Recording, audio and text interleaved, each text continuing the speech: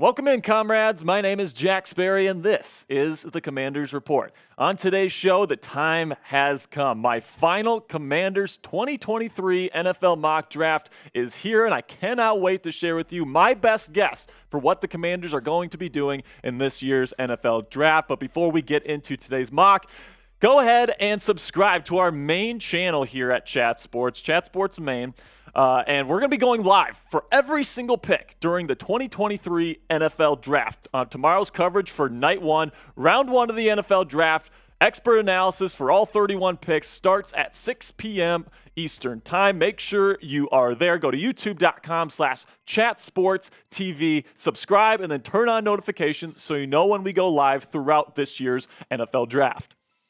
All right, so now before we get into the mock today, I want to go over each and every pick that the Commanders have. Okay, you got a pick in each round here, in every single round. I mean, it's pretty much just chalk here. Round 1, 2, 3, 4, 5. You got 2 in the 6th, and then you got 1 in the 7th for a total of 8 picks. So without further ado, let's get into today's mock. And I have the Commanders taking cornerback out of Maryland, Deonte Banks, in the first round this year. And the reason for this, guys, is that the Commanders need that number 1 presence in their cornerback room. We all know how bad the secondary for the Commanders has been over the last couple of years. Kendall Fuller is a good number 2 option, in my opinion. You've got some good role players there, Cameron Dantzler, Benjamin St-Juste, but in my opinion, you need that number 1 presence in your secondary. Deonte Banks, for me, is that guy. He's my number 3 ranked corner. I have Devin Witherspoon and Christian Gonzalez going before the pick here, so I have the Commanders getting the number 3 corner on my board. 8 pass breakups last year, 1 interception. Did allow 4 touchdowns, but only allowed a completion percentage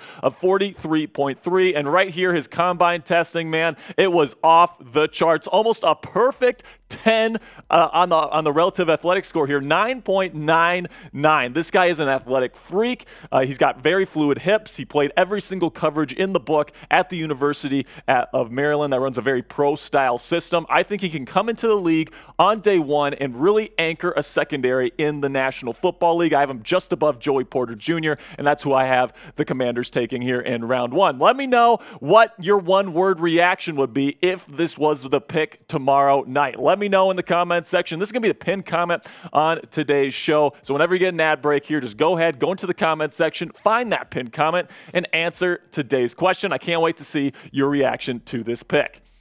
Then I have a little bit of a slide here for many people's top tight end in this year's NFL Draft, Dalton Kincaid, who I think is a perfect fit for this Washington Commanders offense, led by new offensive coordinator Eric Bieniemy. And then let's face it, guys, Bieniemy's used to having a high-end receiving threat at tight end with Travis Kelce there in Kansas City. Let's face it, Logan Thomas is not that guy. He's solid. He's probably a good number 2 tight end, but right now Bieniemy probably wants that number 1 presence from the start of his tenure here in the nation's capital. And Dalton Kincaid, in my opinion, is the top receiving threat at the tight end position in this year's NFL draft class. Some people are comparing him to Travis Kelce. I'm not going to go quite that far. He does have a back issue. He's had some issues with his vertebrae here that's kind of scaring some people, which is why I think he's going to fall a little bit. If he makes it to pick 47, I don't expect him to get past the Commanders. He's a fantastic talent, and he would be a great fit, an immediate starter for Washington. So we have this I want to let you guys know about our NFL Draft channel here at Chat Sports, and we're going to be putting up a ton of great content during the NFL Draft for a bunch of different teams, a bunch of different pick analysis, expert analysis on a bunch of different picks. So if you're an NFL Draft junkie and you want to get expert analysis on all of these players that are getting picked to these various teams, go ahead and go to youtube.com/chatNFL and turn on notifications so you always know when we put out a new video surrounding the 2023 NFL Draft. Then we get into round 3 here, and I have the Commanders taking edge rusher here, defensive end, Tuli Tuipulotu. And he's one of my and this guy's one of my favorite guys in the entire draft class, man. Let me tell you. You know, you look at the Commanders' defensive line right now.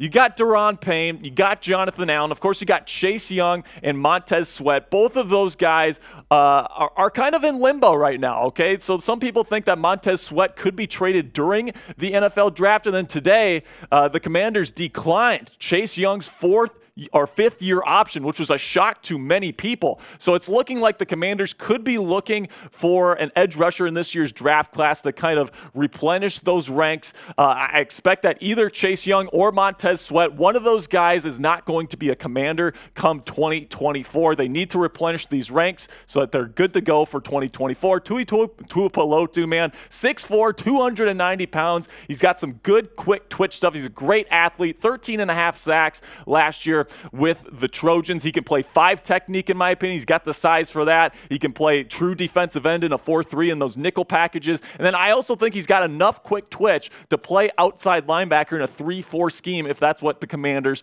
want to do. I think he's a fantastic prospect, and there's just so many good edge rushers in this year's draft that I think some of these guys are going to fall. I think round 3 is probably where the Commanders get their edge rusher. Then we get to round 4 here, and I have the Commanders taking one of my favorite inside linebacker prospects in this year's draft, Dorian Williams out of Tulane.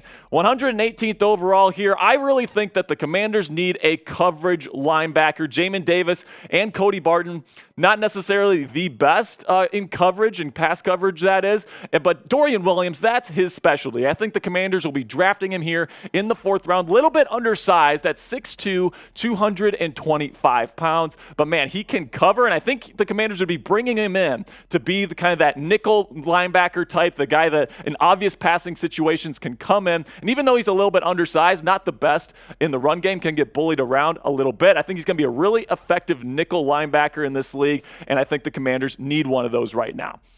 Then we get to round 5, and this is where I pull the trigger on quarterback. I didn't want to spend a lot of draft capital here on like a Will Levis or an Anthony Richardson to trade up because I think Stroud's going to go relatively early. But Dorian Thompson-Robinson, in terms of a later round option, I think he's probably the best of the bunch. I think I have him as my 6th ranked quarterback in this year's NFL draft, just behind Hendon Hooker. And I think on day 3, he's probably going to be the best guy available for you. And plain simply, if you're Ron Rivera and the Washington Commanders, and Rivera's trying to save his job right now, you want to throw as many darts as you possibly can at the quarterback position because you're presuming right now that Sam Howell is going to be your starting quarterback next year. Maybe Jacoby Brissett comes in a little bit, but if neither of those guys work out, getting a guy like Dorian Thompson-Robinson, who's a good athlete, he's athletic, he got better each and every year of his college career. Having that guy in your quarterback room in case neither of these guys works out is something that would be very, very valuable to Ron Rivera, in my opinion. I expect the Commanders to pick up a quarterback at some point during this year's NFL draft. So let me know what you guys think the Commanders should do. Should Washington pick up another quarterback at some point in this year's NFL draft? Type Y if you think yes, or type N if you think no. I think, personally, guys, I think they're going to do it, but let me know what you guys think. Can't wait to see what you guys have to say about this topic. Couple more picks here, kind of rapid fire here in the later rounds. I have the Commanders taking offensive tackle Jordan McFadden here in round 6. And McFadden's the type of guy that he's never going to be, your franchise left tackle or anything like that. But when I watch him on film, he's incredibly solid. I think he's somebody that can come in on day 1, play left side, right side. If Charles Leno Jr. or Andrew Wiley get hurt or if they just suck, I think Jordan McFadden is a good backup tackle, swing tackle in the National Football League that's going to be able to play from day 1 on an NFL field against NFL edge rushers. Then we get to the second pick here in round 6. I have the Commanders taking Kansas State running back Deuce Vaughn. Now, will he make it here to round 6? There's some varying grades on Deuce Vaughn around the league. Some people think he's like a round 4 kind of value. Some people think he's a round 7 or undraftable type of player. I really think that Deuce Vaughn is somebody that you just can't tackle. I think his size is almost a little bit of an advantage at 5'6", 176 pounds. He's a good pass catcher out of the backfield. You got your thumper and Brian Robinson if you're the Commanders. You got Antonio Gibson, who's another nice piece there. Deuce Vaughn is that flavor that the Commanders don't have in their running back room right now. And man, he is shifty. He has incredible athleticism, and you just can't tackle this dude. I think he's a fantastic prospect and a steal for the Commanders in round 6. Then with my final pick here, round 7, you're not going to get maybe a superstar prospect here. I have them taking Spencer Anderson, an offensive guard from Maryland. And, I think that this is somebody that he's going to have to sit the bench a little bit, but I think he's got the tools and the things that you look for that could lead to a potential starter or a starting role for the Commanders in the future. He's going to have a little bit of time to cook. He's going in round 7 for a reason, guys, but I think Spencer Anderson is somebody that's worth taking here in round 7, someone with some starter upside. All right, that's going to be it for today's mock draft, guys. Let me know what you guys think in the comments section. Did you like my final Commanders mock draft? Let me know in the comments section by giving me an A, a B, a C, or a D. All right, guys, on my Twitter here at Jack_Sperry, I'm going to be putting out my top 50 big board on Thursday morning. Same thing with my final NFL mock draft. So if you want that additional NFL draft content plus live reactions to every single Commanders pick, do me a favor and follow me on Twitter right now.